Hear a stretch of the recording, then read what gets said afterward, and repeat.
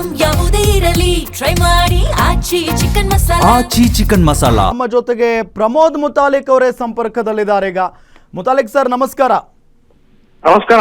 ಗೃಹ ಸಚಿವರಾದ ನಂತರ ಪ್ರಿಯಾಂಕ್ ಖರ್ಗೆ ಅವರು ಮೊದಲ ಸಭೆಯನ್ನ ನಡೆಸ್ತಾರೆ ಪೊಲೀಸ್ ಇಲಾಖೆಯ ಜೊತೆಗೆ. ಆ ಸಂದರ್ಭದಲ್ಲಿ ಸಂಘಟನೆ ಮತ್ತು ಪಕ್ಷ ಅಂತ ಮುಲಾಜು ನೋಡೋದಕ್ಕೆ ಹೋಗಬೇಡಿ ಅನ್ನೋ ನಿಟ್ಟಿನಲ್ಲಿ ಹೇಳಿದಾರಂತೆ. ಈಗ ಅವ್ರ ಹೇಳಿಕೆ ಅವರು ಪೊಲೀಸರ ಮುಂದೆ ಹೇಳುವಂತಹದ್ದು ಸರಿ ಇದೆ. ಆದ್ರೆ ಸಂಘಟನೆಗಳು ತಮ್ಮ ಕೆಲಸವನ್ನ ತಾವು ಮಾಡ್ಲೇಬೇಕಾಗತ್ತೆ. ಇವ್ರಿಗೆ ಹೆದರ್ಕೊಂಡು ಕೇಸು ಜೈಲು ಬೇಲು ಈ ಹೆದರ್ಕೊಂಡು ಏನು ಸಂಘಟನೆ ನಿಲ್ಸಕ್ಕಾಗಲ್ಲ. ಹೌದು. ಈಗ ಅವರು ಯಾವುದೋ ಒಂದು ಮಹಿಳೆಯರಿಗೆ ಡ್ರೆಸ್ಸಿನ ಸಂಬಂಧಪಟ್ಟಾಗ ಉಪದೇಶ ಕೊಡಬೇಡಿ, ನಿಮ್ಮ ಪುರುಷರಿಗೆ ಕಂಟ್ರೋಲ್ ಮಾಡಿ ಅಂತ ಅನ್ನುವಂಥದ್ದೇನೋ ಒಂದು ನೋಡಿದೆ ನಾನು.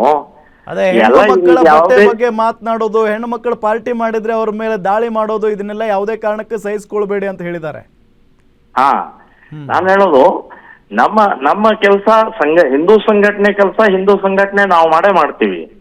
ನಿಮ್ಮ ಈ ಗೃಹ ಮಂತ್ರಿ ಆದ ತಕ್ಷಣ ಏನ್ ಬಹಳ ದೊಡ್ಡ ಕೋಡ್ ಬಂದಾಗ ನೀವು ವರ್ತನೆ ಮಾಡುವಂತಹದ್ದು ಪ್ರಿಯಾಂಕಾ ಖರ್ಗೆ ಅವರೇ ಸರಿಯಲ್ಲ. ಏನ್ ಕಾನೂನು ಪ್ರಕಾರ ಏನಿದೆ ಅದನ್ನ ಆ ಕಾನೂನಿನ ಅಡಿಯಲ್ಲಿ ನಾವು ಕೆಲಸ ಮಾಡ್ತೀವಿ. ಕಾನೂನು ಅಡಿಯಲ್ಲೇನೆ ನೀವು ಕೂಡ ಯೋಚನೆ ಮಾಡಬೇಕು ಅಂತನ್ನುವಂಥದ್ದು ಹೇಳ್ತೀನಿ. ಈ ರೀತಿ ಹಿಂದೂ ಸಂಘಟನೆಗಳನ್ನ ಹತ್ತಿಕ್ಕುವಂತಹದ್ದು, ಹೆದರಿಸುವಂತಹದ್ದು ಇದು ನಡೆಯಲ್ಲ.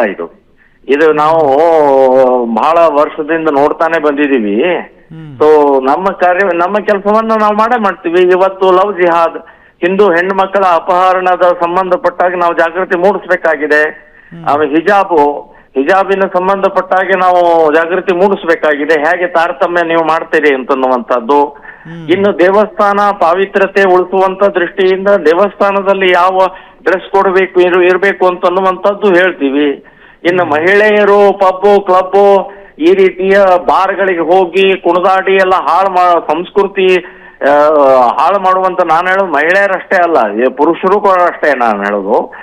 ಎರಡನ್ನು ಸರ್ ಅದಕ್ಕೆಲ್ಲ ಸ್ವಾತಂತ್ರ್ಯ ಇದೆಯಲ್ಲ, ಯಾಕೆ ಹೇಳೋದು ಪ್ರಶ್ನೆ ಮಾಡಬೇಕು?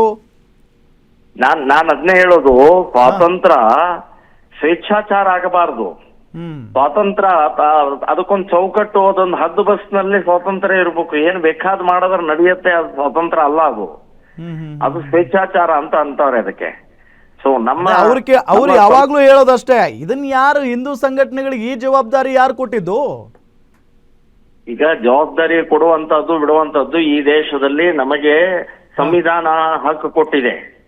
ಸಂವಿಧಾನದ ಪ್ರತಿಯೊಬ್ಬ ನಾಗರಿಕನೂ ಕೂಡ ಈ ದೇಶಕ್ಕೆ ಈ ಕಾನೂನಿಗೆ ಬದ್ಧನಾಗಿರ್ಬೇಕು, ಈ ದೇಶದ ಗೌರವವನ್ನು ಕಾಪಾಡಬೇಕು ಅನ್ನುವಂಥದ್ದು ಸಂವಿಧಾನ ನಮಗೆ ಹಕ್ಕು ಕೊಟ್ಟಿದೆ. ಸಂವಿಧಾನದ ಅಡಿಯಲ್ಲೇ ನಾವು ಕೆಲಸ ಮಾಡ್ತಾ ಇದ್ದೀವಿ. ಏನ್ ನೀವು ಈಗ ಉದಾಹರಣೆಗೆ ಇವರು ಗೃಹ ಮಂತ್ರಿ ಆದ ತಕ್ಷಣ ಏನು ರೌಡಿಗಳು ಅಥವಾ ಕಾನೂನು ಬಾಹಿರ ಚಟುವಟಿಕೆ ನಿಂತು ಹೋಗತ್ತಾ? ನೋಡೋಣ ಎಷ್ಟು ನಿಲ್ಲಿಸ್ತಾರೆ, ಎಷ್ಟು ಇದು ಮಾಡ್ತಾರೆ. ಕಲ್ಯಾಣ ಕರ್ನಾಟಕದಲ್ಲೇ ತುಂಬಿ ತುಳುಕ್ತಾ ಇರುವಂತ ರೌಡಿಗಳಿದ್ದಾರೆ, ಮಾಫಿಯಾ ಇದೆ ಬೇಕಾದಷ್ಟು. ಅದನ್ನ ಹದ್ದು ಬಸ್ನಲ್ಲಿ ಇಡ್ಲಿ ನೋಡೋಣ. ಅದನ್ನ ಬಿಟ್ಟು ಬೇರೆಯವ್ರ ಮೇಲೆ ನಿಮ್ಮ ಸವಾರಿ ಮಾಡುವಂತಹದ್ದು ಸರಿಯಲ್ಲ. ಮೊದಲಿನಿಂದ ನೀವು ಹಿಂದೂ ವಿರೋಧಿ ಇದ್ದೀರಿ, ಈಗಲೂ ಕೂಡ ಸ್ವಲ್ಪ ಸುಧಾರಿಸ್ಕೊಳ್ಬೇಕು ಅಂತ ಅನ್ನುವಂಥದ್ದು ನನ್ನ ಹೇಳಿಕೆ ಇದು. ಓಕೆ, ನೋಡಿ ಸರ್, ಅವ್ರು ಹೇಳ್ತಾರೆ ಯಾವುದೇ ಸಂಘಟನೆ ಹೆಸರು ಹೇಳ್ಕೊಂಡು ಎಲ್ಲಾದ್ರೂ ರೇಡ್ ಮಾಡಿದ್ರೆ, ಯಾರಿಗಾದ್ರೂ ತೊಂದರೆ ಕೊಟ್ರೆ ನಾವಂತೂ ಸಹಿಸ್ಕೊಳ್ಳಲ್ಲ, ನೀವು ಸಹಿಸ್ಕೊಳ್ಬೇಡಿ ಅಂತ. ಅಂದ್ರೆ ಹಿಂದೂ ಸಂಘಟನೆಗಳು ಅಥವಾ ಸಂಘಟನೆಗಳು ಅಂತ ಬಂದ್ರೆ ಇನ್ನೊಬ್ಬರಿಗೆ ತೊಂದರೆ ಕೊಡೋದೇ ಕೆಲಸನ, ಅಥವಾ ಅವ್ರು ಅರ್ಥ ಮಾಡ್ಕೊಂಡಿದಾರ ಆ ರೀತಿಯಾಗಂತ? ನೋಡಿ, ಸಂಘಟನೆಗಳಿರೋದು ಜಾಗೃತಿ ಮೂಡಿಸೋಗೋಸ್ಕರ. ಈಗ ಉದಾಹರಣೆಗೆ ರೈತ ಸಂಘಟನೆಗಳಿದಾವೆ, ಮಹಿಳಾ ಸಂಘಟನೆಗಳಿದಾವೆ, ಕನ್ನಡ ಸಂಘಟನೆಗಳಿದಾವೆ, ಹಿಂದೂ ಸಂಘಟನೆಗಳಿದಾವೆ. ಸೊ ಅವಕ್ಕೇನ್ ಬೇರೆ ಕೆಲಸನೇ ಇಲ್ಲ ಅಂತ ತಿಳ್ಕೊಂಡಿದ್ದಾರೆ ಇವರು. ಈಗ ರೈತ ಸಂಘಟನೆ ತಮ್ಮ ರೈತರದ ಕಷ್ಟ ಸುಖವನ್ನ ಸರ್ಕಾರದ ಮುಂದೆ ಇಡುವಂತಹದ್ದು ಅವ್ರ ಜವಾಬ್ದಾರಿ ಇದೆ. ನೀವು ಕೇಳಲಿಲ್ಲ ಅಂದ್ರೆ ಹೋರಾಟ ಮಾಡ್ತಾರೆ, ಪ್ರತಿಭಟನೆ ಮಾಡ್ತಾರೆ. ಸೊ ಅದು ಅವ್ರ ಕರ್ತವ್ಯ. ಈಗ ಕನ್ನಡ ಕನ್ನಡ ಕನ್ನಡ ಅಂತ ಹೇಳ್ಕೊಂಡು ಇವತ್ತು ಕರ್ನಾಟಕದಲ್ಲೇ ಕನ್ನಡಕ್ಕೆ ಏನ್ ಬೆಲೆ ಇದೆ? ಮಾತೃಭಾಷೆ ಎಲ್ಲಿದೆ ಇವತ್ತು? ಎಲ್ಲ ಇಂಗ್ಲಿಷ್ ಮಯ ಆಗ್ತಾ ಇದೆ. ಕ್ರಿಶ್ಚಿಯನ್ ಕಾನ್ವೆಂಟ್ ಸ್ಕೂಲ್ಗಳಲ್ಲಿ ಇವತ್ತು ವಿಕೃತಿಗಳ ನಿರ್ಮಾಣ ಆಗ್ತಾ ಇದೆ. ಕನ್ನಡ ಸ್ಕೂಲ್ಗಳು ಮುಚ್ಚಿ ಹೋಗ್ತಾ ಇದಾವೆ. ಸೊ ಕನ್ನಡ ಹೋರಾಟಗಾರರು ಅದಕ್ಕೆ ಕನ್ನಡ ಹೋರಾಟ ಮಾಡಿದ್ರೆ ಅದು ಹೋರಾಟ ಅಲ್ವಾ? ಅದನ್ನ ಯೋಚನೆ ಮಾಡ ಅಂದ್ರೆ ಅವರ ಸಂಘಟನೆಗಳ ಏನು ಬೇಡಿಕೆ ಇದೆ, ಏನು ವಿಚಾರ ಇದೆ, ಹೋರಾಟ ಏನು, ಅದ್ರ ಸಂಬಂಧ ಏನು, ಅದ್ರ ಸಂಬಂಧಪಟ್ಟಾಗ ಯೋಚನೆ ಮಾಡಬೇಕು ವಿನಃ ಯದ್ವಾ ತದ್ವಾ ನೀವು ಮಾತನಾಡುವಂತದ್ದು ಗೃಹ ಮಂತ್ರಿಗಳೇ ನಿಮಗೆ ಶೋಭೆ ತರುವಂತದ್ದಲ್ಲ ಅಂತ ಅನ್ನುವಂಥದ್ದು. ಸರ್, ಗೃಹ ಮಂತ್ರಿಗಳಾಗಿ ಅವ್ರ ಕೆಲಸ ಅವ್ರು ಮಾಡ್ತಾ ಇದ್ದಾರೆ ಅಂತ ಅನಿಸ್ತಾ ಇಲ್ವಾ? ಎಕ್ಸಾಕ್ಟ್ಲಿ ಹೆಣ್ಣು ಮಕ್ಕಳ ಮೇಲೆ ಯಾರಾದರೂ ದೌರ್ಜನ್ಯ ಮಾಡಿದರೆ ನೀವು ಸುಮ್ಮನಿರಲ್ಲ, ನಾವು ಸುಮ್ಮನಿರಲ್ಲ, ಪೊಲೀಸ್ನವರು ಸುಮ್ಮನಿರಲ್ಲ. ಹೆಣ್ಣು ಮಕ್ಕಳ ಬಟ್ಟೆ ಬಗ್ಗೆ ಯಾರಾದರೂ ಮಾತನಾಡಿದರೆ ಯಾಕೆ ಸಹಿಸ್ಕೊಳ್ಬೇಕು ಅನ್ನೋದು ಅವ್ರ ಪ್ರಶ್ನೆ ಸರಿಯಾಗೇ ಇದೆ ಅಲ್ಲ? ಸರಿ ಇದೆ. ನಾವೆಲ್ಲಿ ತಪ್ಪಂತ ಏನು ಹೇಳ್ತಾ ಇದೀವಿ? ಅದೇನು ಹೊಸದೇನಲ್ಲ, ಅದು ಇದ್ದೇ ಇದೆ, ಮೊದಲಿಂದೇ ಇದೆ. ಹೆಣ್ಮಕ್ಳ ಮೇಲೆ ಯಾರೇ ದೌರ್ಜನ್ಯ ಮಾಡಿದ್ರೆ ಅದನ್ನ ತಡಿಬೇಕು, ಅದಕ್ಕೆ ನಿವಾರಣೆಗೆ ಹೋರಾಟ ಮಾಡಬೇಕು ಅನ್ನುವಂಥದ್ದು ಇದ್ದೇ ಇದೆ. ಬಟ್ ನೀವು ಹೇಳ್ತೀರಿ ಅವರು ಹಿಂದೂ ವಿರೋಧಿ. ಈ ಹಿಂದಿನಿಂದಲೂ ಕೂಡ ಹಿಂದೂಗಳನ್ನ ವಿರೋಧ ಮಾಡ್ಕೊಂಡೇ ಬಂದಿದ್ದಾರೆ. ಈಗ ಈ ರೀತಿಯಾಗಿ ಹೇಳಿಕೆ ಕೊಡೋ ಮುಖ್ಯನ ಮತ್ತೆ ಅವರು ಸಾಬೀತು ಮಾಡ್ತಾ ಇದ್ದಾರೆ ಅಂತ ನೀವು ಹೇಳ್ತಿದ್ದೀರಿ. ಹೌದು, ನಾನು ಹೇಳೋದು ಇದು ಕಾನೂನು ಇದ್ದೇ ಇದೆಯಲ್ಲ. ಹೆಣ್ಮಕ್ಳ ಮೇಲೆ ಯಾರು ಅತ್ಯಾಚಾರ, ಯಾರು ದೌರ್ಜನ್ಯ ಮಾಡ್ತಾರೆ ಅದನ್ನ ತಡೆಯುವಂತ ಪ್ರಕ್ರಿಯೆ ಆಗ್ಲೇಬೇಕು.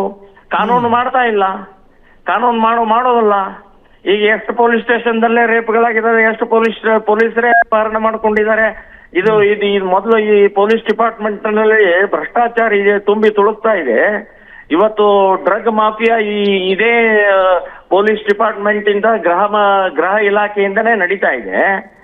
ಇವತ್ತು ಜೈಲ್ಗಳಲ್ಲಿ ದೊಡ್ಡ ಮಾಫಿಯಾ ನಡೀತಾ ಇದೆ. ಎಲ್ಲಾ ರೀತಿಯ ಮಾಫಿಯಾ ಇರೋದು ಜೈಲ್ಗಳಲ್ಲೇ. ಜೈಲ್ಗಳ ಮೂಲಕನೇ ಹೊರಗಡೆ ಎಲ್ಲ ನಿಯಂತ್ರಣ ಮಾಡುವಂತ ಇದಿದೆ.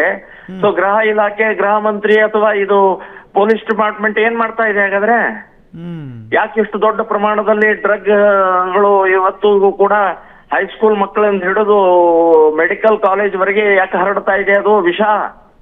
ಅದನ್ನ ಹದ್ದುಬಸ್ತಾರ್ರಿ ಗೃಹ ಮಂತ್ರಿಗಳೇ. ಬುರುಡೆ ಮಾತಾಡೋದು ನಿಲ್ಲಿಸಿ ನೀವು. ಹಿಂದೂ ಸಂಘಟನೆ ಪಕ್ಕಕ್ಕಿಡಿ. ಈ ಡ್ರಗ್ ಸಂಬಂಧಪಟ್ಟ ಹಾಗೆ, ಭ್ರಷ್ಟಾಚಾರ ಸಂಬಂಧಪಟ್ಟ ಹಾಗೆ ಪೊಲೀಸ್ ಡಿಪಾರ್ಟ್ಮೆಂಟ್ ನಲ್ಲಿರುವಂತ ಅತ್ಯಂತ ಅನೈತಿಕತೆ, ಅವ್ಯವಹಾರ, ಭ್ರಷ್ಟ ತುಂಬಿದಂತ ಈ ಪೊಲೀಸ್ ಡಿಪಾರ್ಟ್ಮೆಂಟ್ ಸುಧಾರಣೆ ಮಾಡಿ ನೋಡೋಣ, ಅವಾಗ ನಿಮಗೆ ಸಲ್ಯೂಟ್ ಹೊಡಿತೀವಿ. Yes sir, yes sir, thank you so much Guarantee News ಜೊತೆಗೆ ಮಾತನಾಡಿದ್ದಕ್ಕೆ. ಎಸ್, ಇದು ಪ್ರಮೋದ್ ಮುತಾಲಿಕ್ ಅವರ ಹೇಳಿಕೆ.